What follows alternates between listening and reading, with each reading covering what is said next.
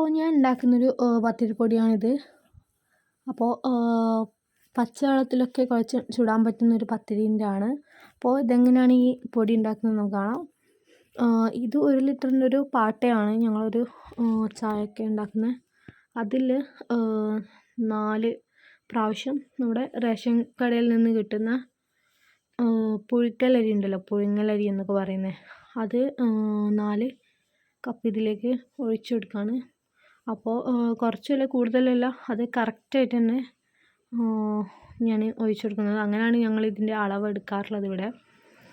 അപ്പോൾ അത് 4 പ്രാവശ്യം എടുത്തതിന് ശേഷം ഒരു പാട്ട, അതായത് ഇതിൽ ഒറ്റൊരു പ്രാവശ്യം നമ്മൾ പച്ചരി, നമ്മുടെ റേഷൻ കടയിൽ നിന്ന് തന്നെ വാങ്ങാം, അല്ലെങ്കിൽ കടകളിൽ നിന്നൊക്കെ വാങ്ങാൻ കിട്ടുന്ന പച്ചരിയാണ്. അതും കൂടെ ഒരു പാട്ട ഇതിലേക്ക് ചേർത്ത് കൊടുക്കുന്നുണ്ട്. അപ്പോൾ അതൊക്കെ കൂടിയിട്ട് നന്നായിട്ടൊന്ന് കഴുകി വൃത്തിയാക്കി എടുക്കുകയാണ് ചെയ്യുന്നത് ഇനി. അപ്പോൾ ഇത് വെച്ചിട്ടാണ് പത്തിരി ചുടാറുള്ളത്. നല്ലോണം കിട്ടാറുണ്ട് ഇത്. സാധാ വെറും പച്ചവെള്ളത്തിൽ തന്നെ കുഴച്ചെടുക്കാറുണ്ട്, ചൂടുവെള്ളമൊന്നും ഒഴിക്കാണ്ട് തന്നെ. എന്നിട്ടും നല്ല സോഫ്റ്റായിട്ട് തന്നെ കിട്ടാറുണ്ട്. ഇതിനാണ് നമ്മൾ അട ഉണ്ടാക്കുമ്പോഴും ഒക്കത്തിനും എടുക്കാറുള്ളത്. ഇത് നെയ്സ് പത്തിരിൻ്റെ റെസിപ്പി അല്ല കേട്ടോ, അല്ലാതെ സാധാ പത്തിരി ഉണ്ടാക്കുന്ന ഒരു റെസിപ്പിയാണ് ഞങ്ങളുടെ നാട്ടിലൊക്കെ ഉണ്ടാക്കുന്നത്. അപ്പോൾ നമ്മൾ എല്ലാം കൂടി നന്നായിട്ട് കഴുകി വൃത്തിയാക്കിയതിന് ശേഷം നന്നായിട്ടൊന്ന് ഇത് ഒരു അരിപ്പയിലോ എന്തിലെങ്കിലും ഇട്ടൊന്ന് വെള്ളം പോക്കിയതിന് ശേഷം നന്നായിട്ട് ഉണങ്ങിയതിന് ശേഷമാണ് ഇത് മില്ലിൽ കൊടുത്ത് പത്തിരിപ്പൊടി എന്ന് പറഞ്ഞിട്ട് പൊടിപ്പിച്ചെടുക്കുന്നതാണ്. എന്നിട്ട് ഇവിടെയുള്ള മില്ലുകളിലൊക്കെ അങ്ങനെ പൊടിച്ച് കിട്ടും. ഇനിയിപ്പോൾ നിങ്ങളുടെ നാട്ടിൽ എങ്ങനെയാണെന്ന് എനിക്കറിയില്ല.